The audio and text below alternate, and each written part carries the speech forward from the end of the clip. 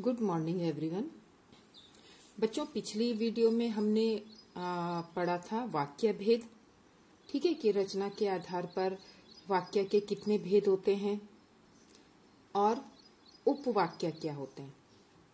तो उसमें बताया था आपको कि उपवाक्य हमेशा मिश्र वाक्य में ही होते हैं। ठीक है, तो वाक्य के बाद अब है नेक्स्ट चैप्टर वाच्य। वाच्य और वाक्य ये दोनों बिल्कुल अलग हैं। कई बार क्या होता है कि बच्चों को कंफ्यूजन होता है कि वाक्य और वाच्य सेम है। अच्छा, पहले मैंने आपको बताया था कि वाक्य की परिभाषा क्या होती है, वाक्य किसे कहते हैं। तो वाक्य क्या होता है? एक सार्थक शब्दों का समूह।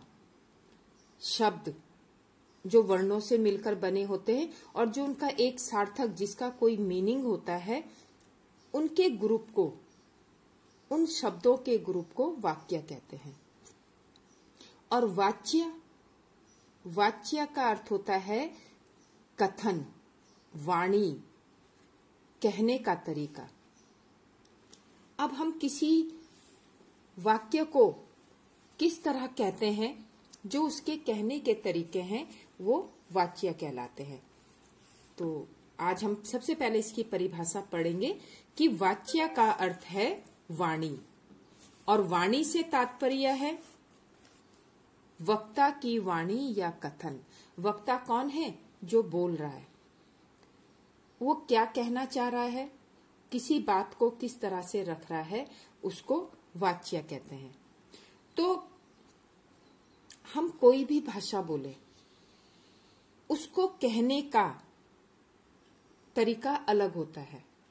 हम एक ही बात को अलग अलग तरीके से, दो तरीकों से भी कह सकते हैं, या उन्हें अलग अलग तरीके से व्यक्त करने का अब सबका अपना अपना एक तरीका होता है, उसी को वाच्य कहा जाता है। अब आप लोग सोचोगे कि हम एक ही बात को अलग तरीके से कैसे कह रहे हैं। भाई, बात तो एक ही है ना, लेकिन देखो, कई बातों को घुमा फिरा के बोला जाता है, कई बातों को बिल्कुल सिंपल तरीके से बोल दिया जाता है। तो अब जैसे मैं आपके सामने एक वाक्य रखती हूँ कि बच्चा दूध पीता है, ये हमने बहुत सरल तरीके से बोल दिया, बच्चा दूध पीता है। बच्चे के द्वारा दूध पिया जा रहा है। अभी हम इसको थोड़ा विस्तार से या अलग तरीके से बोल रहे हैं। मीनिंग दोनों का एक ही है, अर्थ दोनों का एक ही है, लेकिन कहने का तरीका अलग है। यहाँ पर हमने सिंपल तरीके से बोला बच्चा दूध पीता है, और यहाँ पर हमने बोला बच्चे के द्वारा दूध पिया जाता है। यहाँ पर दोनों एक ही बात कह रहे हैं, लेकिन वाक्यों को कहने का तरीका अलग है। तो इसी तरीके को वाच्य कहते हैं। ठीक है, अब वाक्य और वाच्य में अंतर पता लग गया होगा आपको। वाक्य शब्दों का सार्थक समूह। शब्द ये देखिए, जैसे बच्चा एक शब्द ये हो गया, के द्वारा ये शब्द हो गया, दूध हो गया, पिया जाता है, ये अलग अलग शब्द हैं, और इनका जब एक ग्रुप बन जाता है तो उसको वाक्य कह लेते हैं। तो आप इस चीज को याद रखेंगे कि वाक्य और वाच्य में क्या अंतर है। अब यहां पर वाच्य दो प्रकार के होते हैं। ठीक है, सबसे पहले होता है कर्तृवाच्य और अकर्तृवाच्य। कर्तृवाच्य, अकर्तृवाच्य। अब देखिए, कर्तृवाच्य क्या होते हैं। कर्तृवाच्य जैसे जो सरल तरीके से बोले जाए, जिसमें ज्यादा घुमाव ना हो, उसको कर्तृवाच्य कहते हैं। माँ खाना बनाती है, बच्चे स्कूल जाते हैं, वह चल नहीं सकता। ये चीज क्या है? ये है कर्तृवाच्य, सरल तरीके से कहे हुए। अब अकर्तृवाच्य।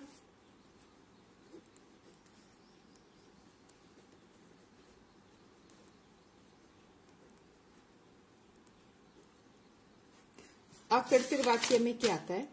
अब मैंने वहां बोला था कि माँ खाना बनाती है, वो कर्तृवाच्य था।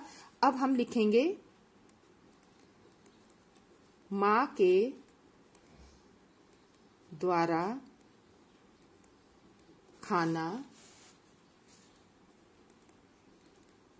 बनाया जाता है। अब यहां पर बीच में क्या आ गया है? ये द्वारा, तो ये अकर्तृवाच्य है। माँ के द्वारा खाना बनाया जाता है। अब इसी तरह दूसरा शब्द आप देखिए कि बच्चे स्कूल जाते हैं। बच्चे स्कूल जाते हैं, यह है आपका कर्तृवाच्य। अब अकर्तृवाच्य में क्या बनाएंगे?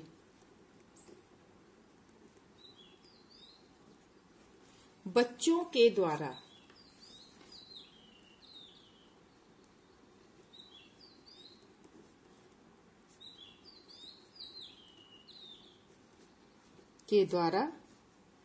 स्कूल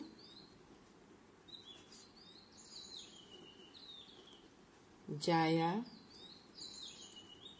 जाता है। ठीक है, तो ये हो गया सिंपल सेंटेंस, जो है सिंपल वाक्य है। ये हो गया बच्चे स्कूल जाते हैं, कर्तृवाच्य। और जो थोड़ा हम विस्तार से बताते हैं, दूसरे तरीके से बताते हैं, वो हो गया अकर्तृवाच्य। अब और एग्जाम्पल देख लीजिए। वह चल नहीं सकता। ठीक, कर्तृवाच्य है।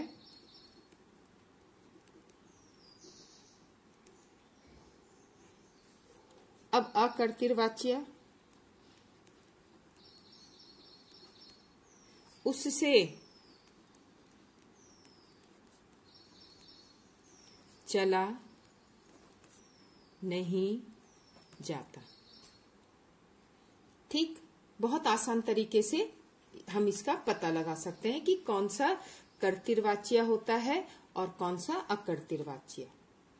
ठीक, इसमें जो है बिल्कुल कर्तृवाच्य जो है सरल भाषा में बोला जाता है, उसमें कोई घुमाव नहीं होता, और अकर्तृवाच्य को थोड़ा घुमाकर बोला जाता है।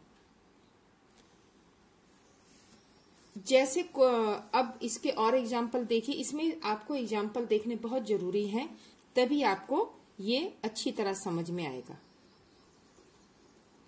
अब ये कर्तृवाच्य के और एग्जाम्पल देख लेते हैं। मजदूर पेड़ काटते हैं। ठीक है, माँ खाना बनाती है। या फिर सब लोग देर तक सोते हैं। ये हो गया। बस ये आपके कर्तृवाच्य और अकर्तृवाच्य है। अब देखिए अकर्तृवाच्य। अकर्तृवाच्य में जो है दो प्रकार के वाक्य आते हैं। कर्तृवाच्य तो सेम होगा, जो सरल वाक्य होते हैं उसमें वही चलेगा, लेकिन अकर्तृवाच्य में जो है दो प्रकार के वाच्य आते हैं। कौन कौन से? इसमें आते हैं सबसे पहले अकर्मक क्रिया।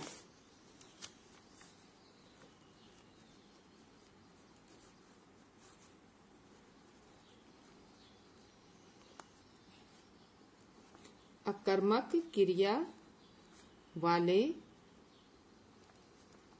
वाक्य। और दूसरा आता है सकर्मक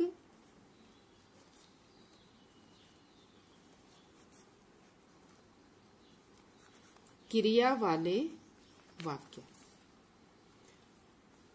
अब इसमें थोड़ा सा आपको ध्यान देना है कि अकर्मक क्रिया क्या होती है और सकर्मक क्रिया क्या होती है।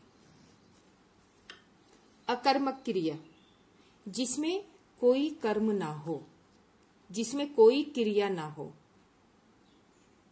ऐसे वाक्य जिनमें कोई क्रिया नहीं होती, ऐसे वाक्य जिनमें कोई क्रिया नहीं होती, वे क्या कहलाते हैं? अकर्मक क्रिया।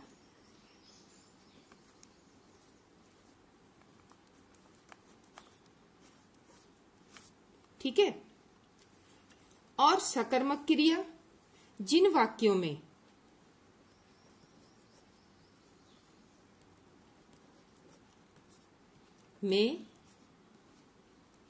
क्रिया होती है, वे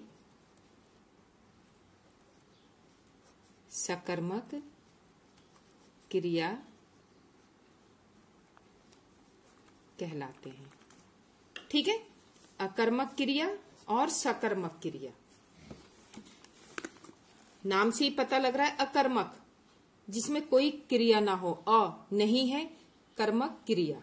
और सकर्मक क्रिया, सा का मतलब होता है क्रिया, जिनमें क्रिया है। अब इसकी पहचान आपको होनी चाहिए कि कौन से शब्द अकर्मक क्रिया वाले होते हैं और कौन से शब्द सकर्मक क्रिया वाले। ठीक। अब देखिए, जिनमें ये अकर्तृवाच्य की बात की जा रही है, ना कि कर्तृवाच्य की। जिन ऐसे वाक्य जिनमें कोई क्रिया नहीं होती, अकर्मक क्रिया होती हैं, उन्हें हम क्या कहते हैं? अकर्मक क्रिया वाले वाक्यों को भाववाच्य, और सकर्मक क्रिया वालों को कहते हैं कर्मवाच्य। ये इनके नाम हैं। ये अकृतिर्वाच्य के दो वाक्य हैं, दो प्रकार के वाक्य, अकर्मक क्रिया वाले भाववाच्य, सकर्मक क्रिया वाले कर्मवाच्य। अब इसको हम एक ग्राफ के माध्यम से भी इसको आसानी से समझ सकते हैं। जैसे हम ये देखिए, ये है वाच्य, वाच्य बनाया हमने। अब वाच्य के कितने भेद बताए थे हमने? 2 भेद,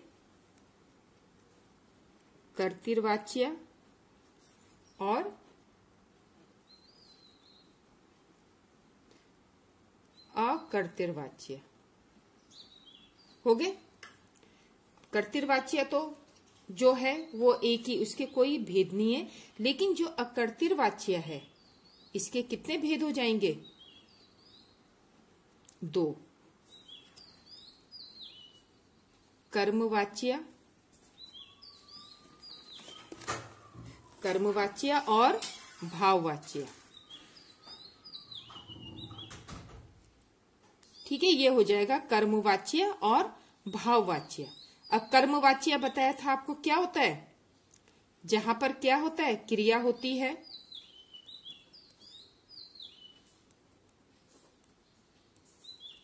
और भाववाच्य क्रिया नहीं होती।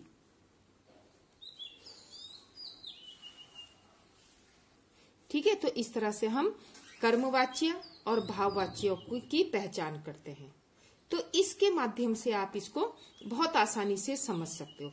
इसको थोड़ा सा समझने की जरूरत है, और अगर आप ऊपर ही ऊपर पढ़ोगे इसको तो ये आपके समझ में नहीं आएगा। लेकिन इसको थोड़ा सा ध्यान से समझोगे तो ये हमेशा के लिए आपके दिमाग में बैठ जाएगा। तो सिर्फ आपको यही देखना है कि कर्मवाच्य और भाववाच्य में क्या अंतर होता है, उसकी पहचान क्या होती है। ठीक है, तो अब ये किस तरह से हम समझेंगे कि किसमें कर्म है, कर्म क्या होते हैं, कहां पर होते हैं, ठीक है, उनकी पहचान क्या होती है। अब आगे हम पढ़ेंगे कि कर्म कैसे क्या होते हैं, उनकी पहचान का तरीका क्या है। तो ये सब चीजें हम नेक्स्ट वीडियो में पढ़ेंगे। Thank you.